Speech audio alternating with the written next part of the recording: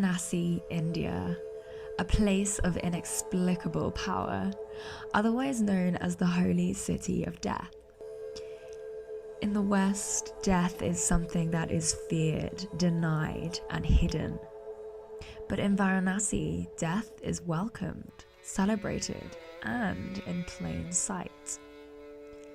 Bodies are wrapped in cloth and transported on wooden stretchers to the cremation ghats by the river Ganges, where they are burned alongside children playing, adults laughing, and awestruck foreigners. With 200 bodies burned a day, a scent of burning flesh fills the air. According to Hindu legend, those who are cremated in Varanasi will achieve enlightenment and be free of the cycle of death and rebirth. For this reason, Varanasi could also be considered the city of dreams.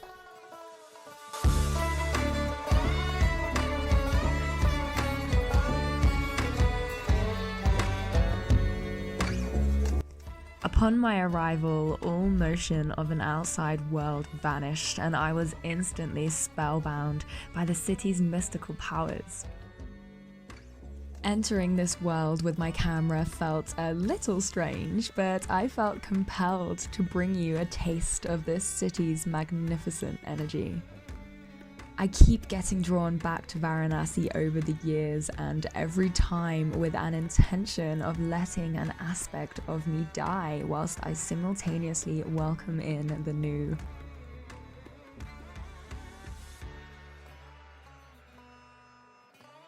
This time I also came to celebrate Holi, the festival of colours that signals the entrance of spring and the new year.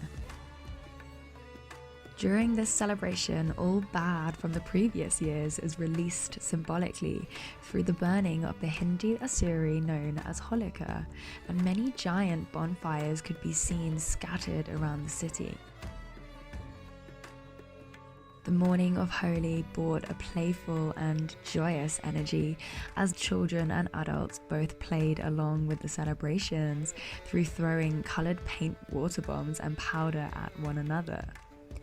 As with anything in this city, this event was truly unforgettable as the city's streets became a swirling mass of multicolored madness.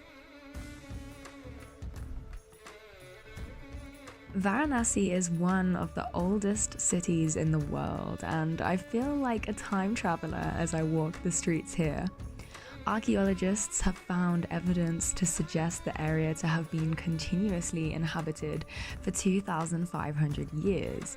Yet the history of Varanasi is told by the old manuscripts, folk traditions, and its people. Varanasi's legends go back some 10,000 years. They say it to be the city of Lord Shiva, who walked here with his wife Parvati at the beginning of time. As Mark Twain once said, Benares, or Varanasi, is older than history, older than tradition, older even than legend, and looks twice as old as all of them put together. As a big fan of history, I walk the winding labyrinth of narrow streets here, imagining the ghosts of lives once lived and feeling into the rich, energetic imprint of the land.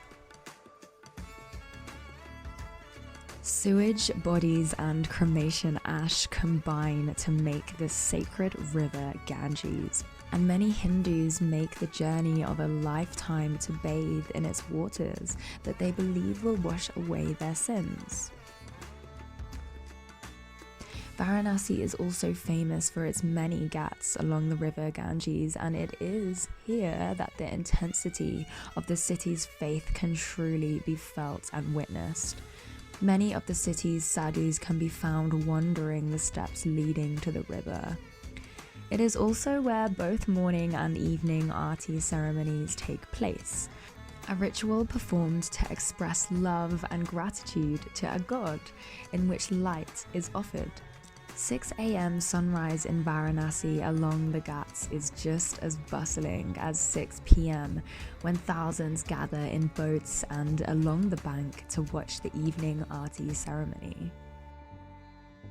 Though the people work hard in this city, there is a concept of masti, a Hindi word that may be translated to a state of being without cares, embracing the extreme joy of living and being fully involved in one's daily tasks. There certainly is a glimmer in the eyes of the people of Varanasi, and though their lives may be difficult, perhaps it is the hopes and dreams of their faith that brings them a pure sense of joy. In the city where both life and death are celebrated, contradictions can be found everywhere. The choking smell of death in the polluted air is blended in with the delicious smells of food being prepared in the alleys. The deafening noise of the vehicles is soothed by the hauntingly beautiful sound of the Islamic calls to prayer and Hindu temple bells. The dirty streets filled with both animal and human excrement is coupled by a peculiar sort of beauty as the mysticism oozes from every crack in the wall.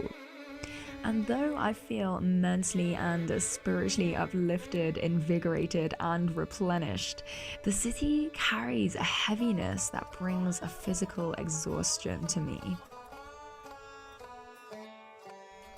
Perhaps it is the thousands of pilgrims arriving each day in combination with a thick history that creates an evocative otherworldly field of energy enveloping the city.